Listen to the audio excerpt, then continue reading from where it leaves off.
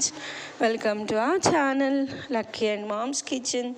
So ఈరోజు అయితే మన మార్నింగ్ రొటీన్లో మనం పడేటువంటి కష్టాలు ఏంటో చూద్దామండి. సో ఫస్ట్ అయితే నేను ఏం చేస్తున్నాను, కర్రీ ప్రిపేర్ చేస్తున్నాను. అదేంటంటే పప్పు. చూసారు కదా, ఒక పక్క పప్పు పెట్టేశాను, ఇంకో పక్క ఏంటంటే తట్ట ఇడ్లీ రెసిపీ కావాలంటే మన ఛానల్లో ఉందండి.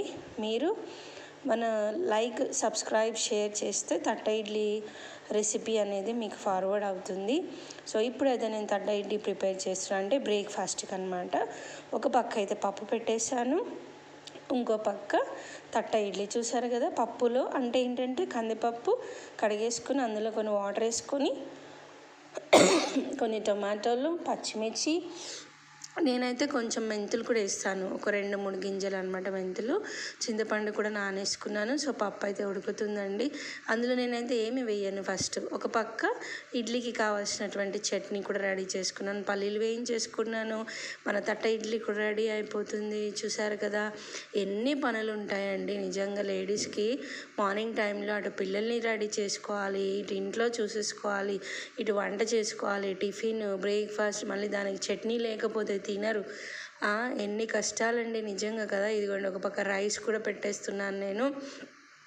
రైస్ ఆఫ్టర్నూన్కి అనమాట, లంచ్ కోసం అని చెప్పి. రైస్ ఎలాగో తెలిసిందే కదండి, ఒక గ్లాస్కి 2 గ్లాసులు వాటర్ అనమాట. సో మనం ఇక్కడ చట్నీ మిక్సీ పట్టేసుకుందాం. అందులో ఏమేసానంటే పచ్చిమిర్చి, ఆనియన్, కరివేపాకు, జీలకర్ర, ఆ తర్వాత పల్లీలు వేసి మిక్సీ పట్టేస్తున్నా. ఇక్కడైతే ఇడ్లీ రెడీ అవ్వడానికి వచ్చింది. తట్ట ఇడ్లీ ఎందుకు ప్రిఫర్ చేస్తానంటే నేను, ఈజీగా అయిపోతుంది. మన ఇడ్లీ పాత్రలు అనుకోండి, అబ్బా అన్నీ కడిగేసుకోవాలి, పాత్రలు అన్నీ కడగాలి. అందుకనే నేను తట్ట ఇడ్లీ అయితే చిన్న ఫ్యామిలీ అనుకోండి 2 టైమ్స్ పెట్టుకోవచ్చు, లేదు అంటే 4 టైమ్స్. అలాగే తినేవాళ్ళు ఎక్కువ ఉంటే మనము ఇంకా ఎక్కువ చేసుకోవచ్చు. ఇదిగోండి, ఒక పక్క ఆ పప్పు అయిపోతుంది. అయిపోయిన తర్వాత నేను అప్పడాలు, మరి పప్పులోకి ఏదన్నా ఒకటి కావాలి కదండి, అందుకనే అప్పడాలు ఫ్రై చేస్తున్నాను అనమాట. అప్పడాలు కూడా రెడీ చేస్తున్నాను. చూసారు కదా, ఓ పక్క కర్రీ, తర్వాత ఇడ్లీ, ఆ తర్వాత అప్పడాలు, ఆ తర్వాత చట్నీ. అబ్బబ్బబ్బా ఎన్ని పనులు ఉంటాయండి. మనకున్నటువంటి కొంచెం పనిలోనే మనం ఇవన్నీ చేసేసుకోవాలి. తర్వాత బాక్సులు పెట్టేసుకోవాలి, తర్వాత ఎక్కడ వాళ్ళని అక్కడ వెళ్ళిపోవాలి. ఎన్ని కష్టాలు ఉంటాయి కదా మార్నింగ్. సో డైలీ రొటీన్, మన ఉమెన్కి రొటీన్ ఇదే ఉంటుంది కదండి. మార్నింగ్ 8 వరకు కూడా ఇలానే బిజీగా ఉంటాము. సో ఈరోజు అయితే నా కష్టాలు మీకు చూపించేస్తున్నాను. అప్పడాలు కూడా రెడీ అవుతుంది, రైస్ కూడా అయిపోతుంది. చూస్తున్నారు కదా, అప్పడాలు రెడీ అయిపోయినాయి. అలాగే ఇడ్లీ కూడా మనకి రెడీ అయిపోయింది.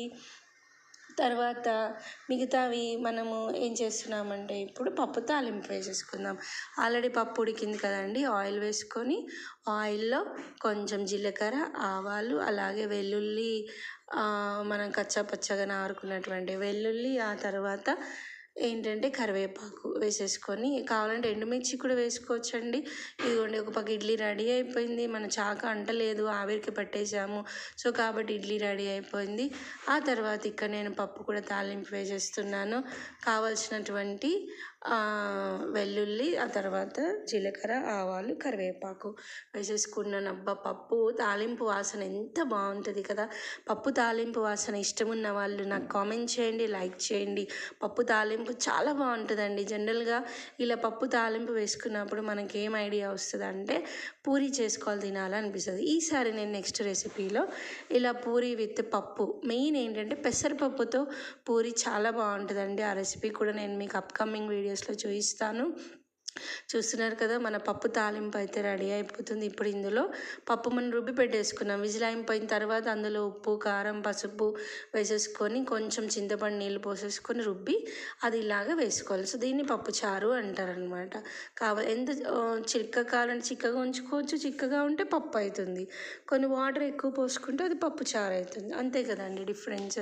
సో ఇదే అండి ఈరోజు మా మార్నింగ్ రొటీన్.